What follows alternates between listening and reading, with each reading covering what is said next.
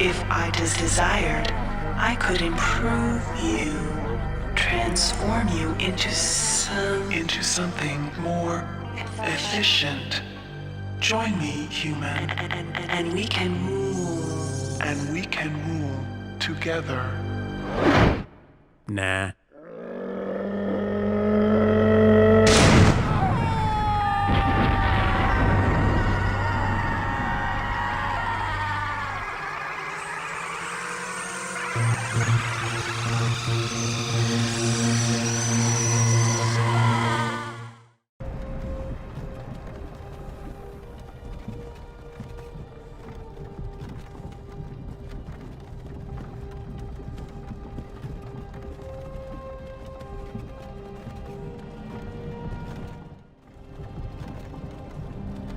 Hey, you. You're finally awake. Hello Brotato Chips, Big Titty Gamer Bro here with another video. This video is going to be part of a new series I'm launching called On My Radar. So my idea for On My Radar is a series of videos about games that I'm simply looking forward to. Obviously we've all got a ton of these, Starfield, Avowed, Hideo Kojima and Microsoft collab, etc. But I want this series to focus on games that might receive a little less notice from the press, or games that a lot of people might have just straight up missed. Consequently, this series is going to be a lot of AA studio games, indie games, or even some titles from AAA studios that might not receive as much attention. So for this video of On My Radar, we'll be talking about the System Shock remake.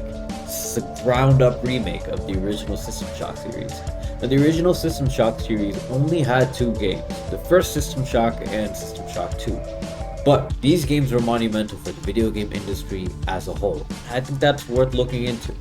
These games are considered legendary, and for good reason. These games effectively shaped a lot of game design that we still see now in modern games almost 20 to 30 years later.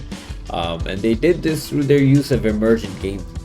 What is emergent gameplay? I'm glad you asked. Honestly, I had no idea what it was prior to researching this shit either. I just knew it as a concept, and it's actually one that I'm pretty sure a lot of you are familiar with. It's pretty much just the game giving players tools that they can use to help themselves on their journey. For example, think of like the cell phones in the GTA series. The player uses them to gain new quests, progress through dialogue, build relationships with other characters, explore the online marketplace, etc. This concept of using tools to progress in the game sprouted from games like System Shock. Another crazy thing about these games is that they first set the pathway for the entire immersive simulation genre of video games. Example of these games include Deus Ex, Thief, Bioshock. Bioshock is actually considered the spiritual successor to this game after the series went dark. We all know how critically well acclaimed the Bioshock series was. Some of my favorite gaming memories happened with series like this. Matter of fact, one of my favorite games of all time is Dishonored, which is an immersive simulation game. I love Dishonored. I love Dishonored. I would go blow the developers behind a Wendy's dumpster if it meant I could get another Dishonored game. What did he say? This game is an example of one that borrows heavily from the innovative style of games that System Shock was responsible for producing. So quite literally, it's thanks to System Shock that amazing games like this exist in the first place. I myself was too young to play either of the original System Shocks, but I can imagine that for the fans of that time it must have been an amazing experience. It was earning straight 9s and 10s from every reviewer. That's why I'm actually really excited about a lot of modern remakes for older games. Entirely recreating a game from the ground up and reinventing it for a new modern era is no small lift. There are going to be changes graphically, gameplay wise, maybe even some small story lifts here and there. But overall, giving players a new chance to experience games that they never got to play, and then giving older players a chance to recreate some of their favorite memories in updated format is great, and I'm honestly all for it. So what happened to the original series? Why did they get shut down in the first place? Well, it wasn't because the games were bad, obviously. It all started with the original developers, Looking Glass Studios. Looking Glass was originally created by game devs Paul Neurath and Ned Lerner as Blue Sky Productions in 1990. In 1992, the company merged with Lerner's other company he founded after graduating from college, Lerner Research, to become Looking Glass Technologies. At this point, their main product was the critically acclaimed open-world RPG series Ultima. also never played that, but apparently it's really great, and I don't doubt it. It was also during this time that they released the first System Shock game. As a company, they gained a lot of success through releasing these games, and they were eventually bought by a Massachusetts-based software company called Averstar. They ultimately decided to go independent again and then rebranded as Looking Glass Studios after that. But due to a series of game cancellations and a lack of publisher funding since they went indie, the company announced it was closing its doors in 2000. Just before this, a couple of game devs from the company, Ken Levine, Jonathan Shea, and Robert Fermier, left and made a little old game company you might have heard of called Irrational Games. So when I say that the BioShock series is considered a spiritual successor to the System Shock games, I mean it right from the source. So after Looking Glass closed its doors, the rights to the System Shock series were sold off and went through a long ass journey. Right after Looking Glass closed, the rights for the games were sold to Star Insurance Company, which is just a standard insurance company Waltons. And it itself was a subsidiary of Meadowbrick Insurance, and that was also a subsidiary or member of Ameritrust Insurance.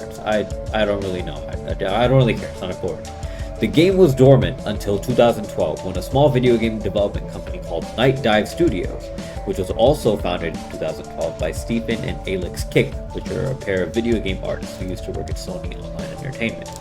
This couple brought the original series onto Steam, and from there the work on the remake began. Alright, now that we covered all the history, I'm excited about this remake for a couple of reasons. First, of course, I'm always excited to play a game that was considered great that I just was too young to have a chance to play before. Secondly, I played the demo and I really liked what I saw.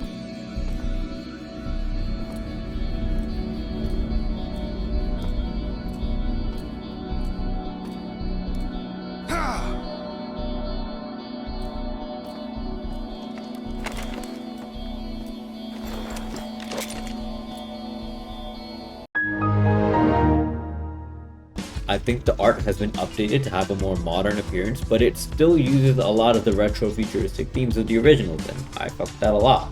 On top of that, the level design is really interesting. The map has a bunch of different pathways and routes, so there's no one way to approach your objective, and this is something that I love most about immersive sim games.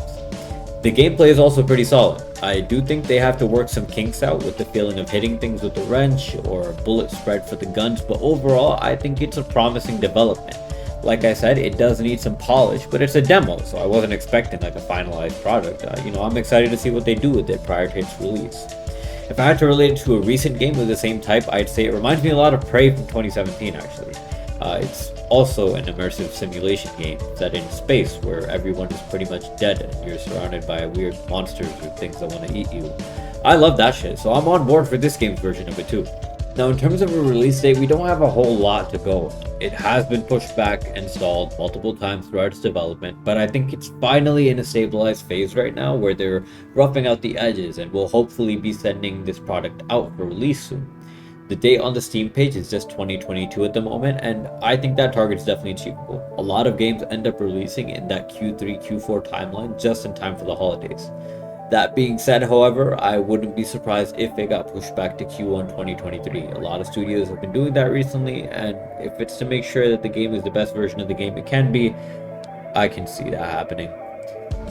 Pre-orders are currently going for $45 on Steam, and the game is going to release on PC on Steam, Epic, and GOG. For console versions, it's going to be released on Xbox One, Xbox Series X, PS4, and PS5, so you have a lot of options to play this on.